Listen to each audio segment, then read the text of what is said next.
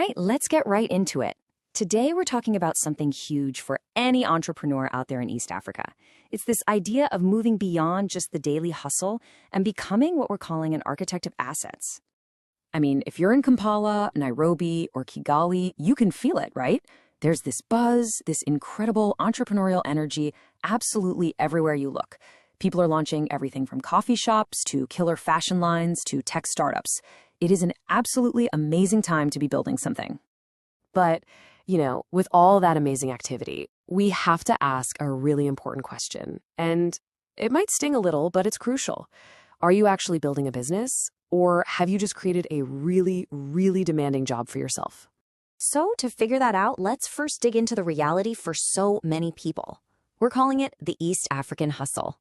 And this is where we run into something called the hustle trap. You know what this is. It's when your business is you. If you're not there, if you're not physically working, the whole thing grinds to a halt. You get sick, take a day off, boom, the money stops. It's this treadmill, this constant cycle of trading your time and effort directly for cash. And we see this everywhere, don't we? Think about the shopkeeper who has to open up and lock up every single day.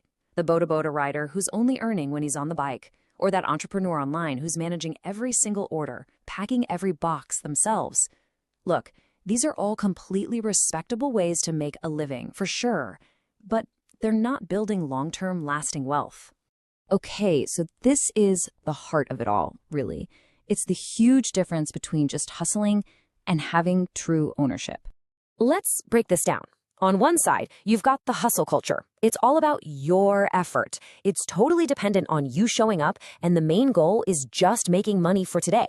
But then you have the ownership mindset, and this is a game changer. It's not about effort. It's about systems. It's built to be independent of you. And the goal, it's not just short-term cash. It's about building long-term value. So what's the goal here? The goal is to build an asset. And what do we mean by that? An asset is just something that keeps making money, that keeps creating value, even when you're not physically there working on it. Think of it like an engine that you build once, and then it just keeps running on its own. And an asset can be so many different things. It's not just, a building or a piece of land.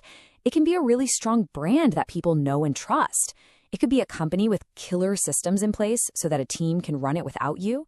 It could be intellectual property, like a piece of software or an app. Or it could even be a huge distribution network that you've built. Okay, so that sounds good in theory, right? But what does this actually look like in the real world?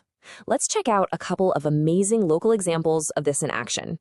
So let's talk about two absolute giants in Uganda, Movit Products and Roofings Group. These guys didn't just sell products. No way. Movit built a brand that's a household name. They built up huge manufacturing plants and a distribution network that gets their products everywhere.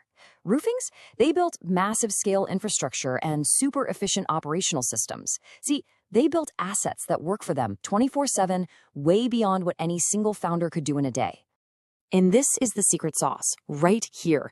The huge gap between a small shop and a powerhouse like Movit, it all starts with one thing. Your mindset. It's all about how you approach your business right from the very beginning. All right, so how do you become an asset builder today? Let's get practical. It all starts with changing the questions you ask yourself. You have to stop asking, how much money can I make today? And start asking things like this. Can I build this so it can operate without me? Or can this thing scale beyond my city, beyond my country? Or how about this one? Can I build a brand so powerful that people trust it even if they've never met me? And listen, for every single entrepreneur listening to this right now, you have an unfair advantage, a secret weapon that the generations before you just didn't have. And that weapon is technology.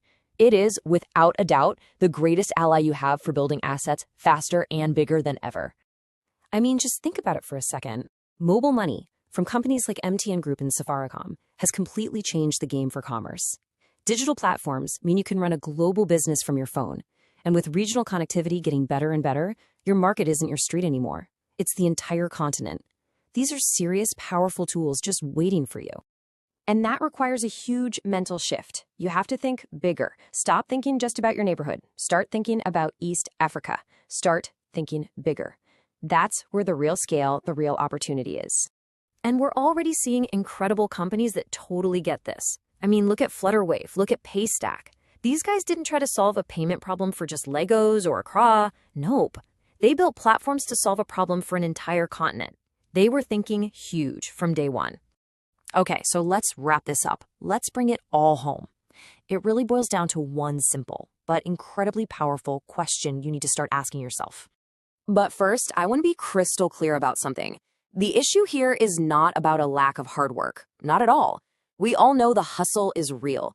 The amount of effort and resilience from entrepreneurs in this region is absolutely off the charts.